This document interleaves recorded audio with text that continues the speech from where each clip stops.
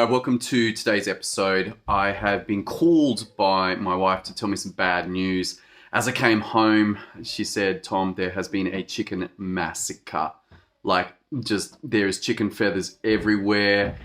And I've come home and this unfortunately is the case. Let's have a look at this, and what you can see here is that the chicken is very dead. That is a very dead chicken. Oh, look at that. It's kind of blurred out. Whoa, that was weird. Okay, maybe Facebook's blurring it out. So that's cool. We'll turn it around. Come back to me. Is that like some kind of Black Mirror effect, perhaps? It's like, whoa, okay.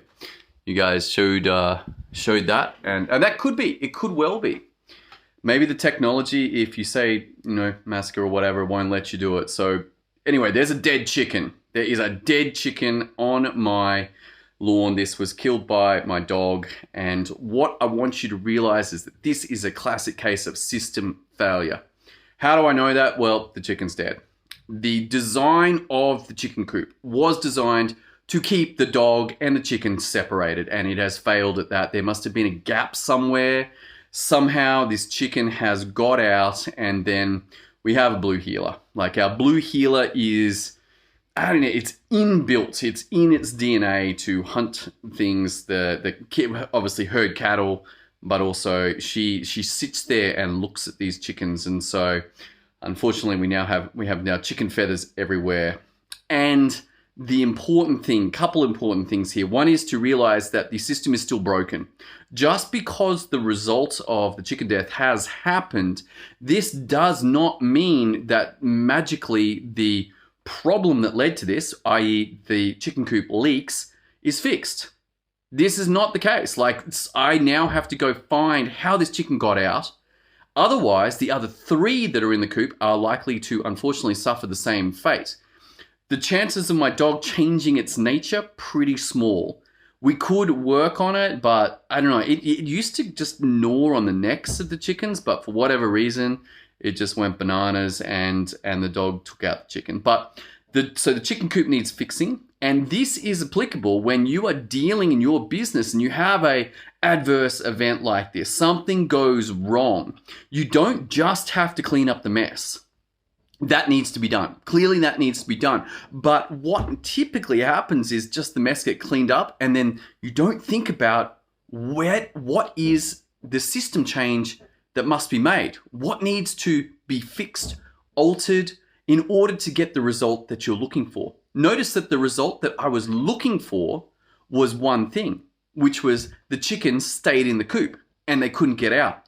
This one got out, and unfortunately, there was a reason why the coop was designed that way. The chicken didn't know that. That's okay. That's okay. The chicken didn't know that. It's like, okay, well, unfortunately, it won't have the ability to learn from this experience. This is a benefit that we as humans can learn from. We can say, hey, there was a problem. Something went wrong, and it needs to be fixed. If this happens in your business, something goes wrong, it's not a excuse to go, I'll just clean it up, because guess what? It's likely to happen again. It's likely to happen again. Something must be changed. The result that you wanted wasn't what you wanted. This happened to me. This has literally happened. I didn't want the dead chicken. Oh, my chicken's alive. I like the eggs, it's really good. They're really beneficial. And instead, I don't have that result. So I've got to go fix the chicken shed. Where does this play out in your business? You must be able to analyze your systems.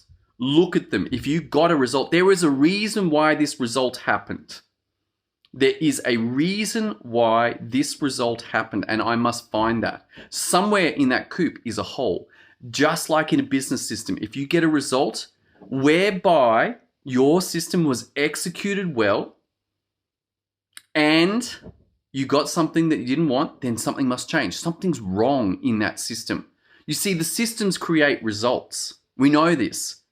If the processes are followed, then the results are created. And if you got a bad result or an outcome that you did not want, then something in those processes must change. If you do not have these documented and written down, it's going to be really hard. In fact, the ability for you to even have a consistent poor outcome will be extremely unusual. And this can be a real trap because sometimes you get a result, you're like, oh, great, it worked. And then sometimes you get a result, it's like, I got a dead chicken. I got a chicken massacre. But the reason that you can't troubleshoot that is because your variable execution of your system gives you all sorts of variable results. Only when you are actually good enough to deploy your systems consistently can you then go, I'm getting a consistently wrong result, a consistent result that I don't want. And therefore I can go back, look at the processes and change them, tweak them, make them better, give a different result. Something needs to change. I hope this is sinking in, that this is making a difference in how you think. Realizing that variable results are results of poorly executed systems. Once you've got a consistent way of executing, now you can say, okay, great, that result happened.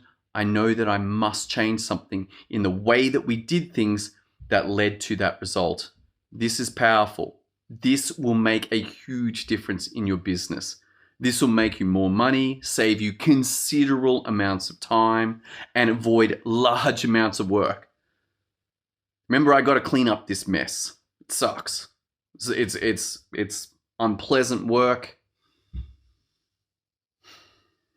But what will be even worse is if it just happens again tomorrow. Doing work and cleaning up messes and fighting fires all day long because the system doesn't change. This is something that is important to get on point.